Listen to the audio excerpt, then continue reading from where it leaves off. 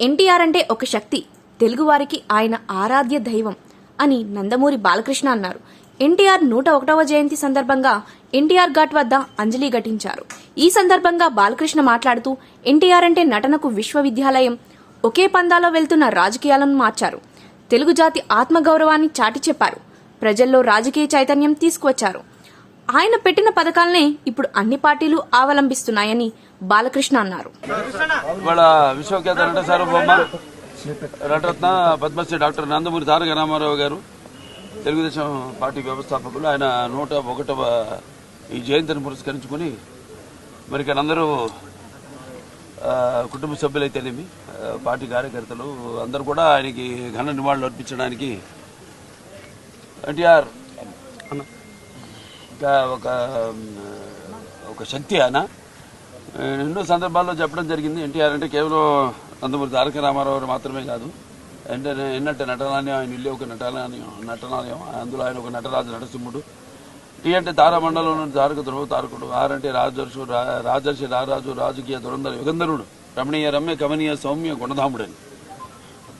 అలాగే ఆయన మొదటి నుంచి కూడా చూస్తే ఆయన ఈ జీవిత ప్రస్థానం ఒక మామూలు రైతు కుటుంబంలో పుట్టి, అలాగే ముందు అవకాశం వచ్చారు కూడా కాదు అని ముందు చదువుకే ప్రాధాన్యత ఇచ్చి ఆయన చదువు పూర్తి చేసుకున్నాక మరి చలనచిత్ర ప్రవేశంలోకి అడుగుపెట్టడం జరిగింది. అదే ఇక ఆయన చలనచిత్ర రంగంలో ఆయన ప్రస్థానం గురించి వేరే చెప్పనవసరం లేదు.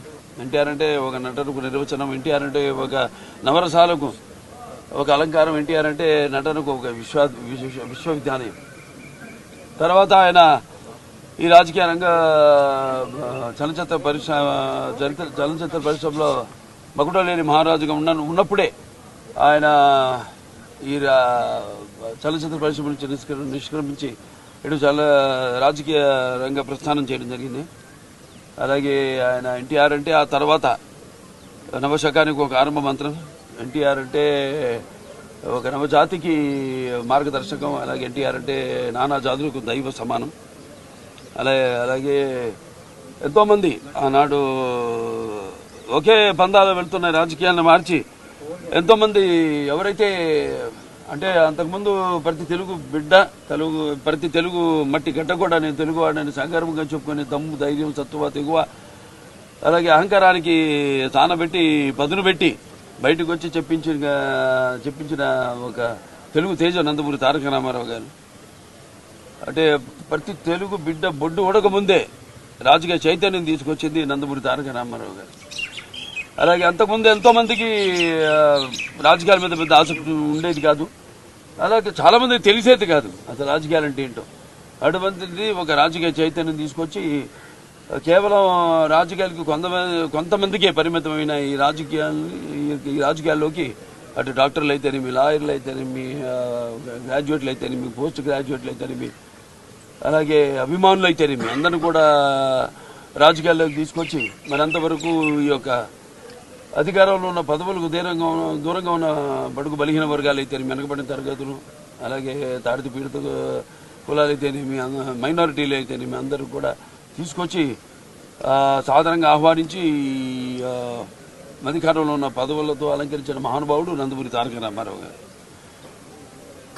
అలాగే ఆయన మరి రాజకీయ రంగంలోకి వచ్చాక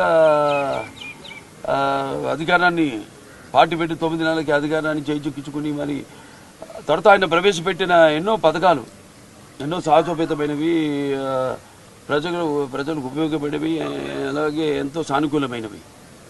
ఎన్టీఆర్ రాజకీయాలకు రాకముందు, ఎన్టీఆర్ రాజకీయాల్లోకి ఇచ్చాక ఆయన ప్రవేశపెట్టిన పథకాలు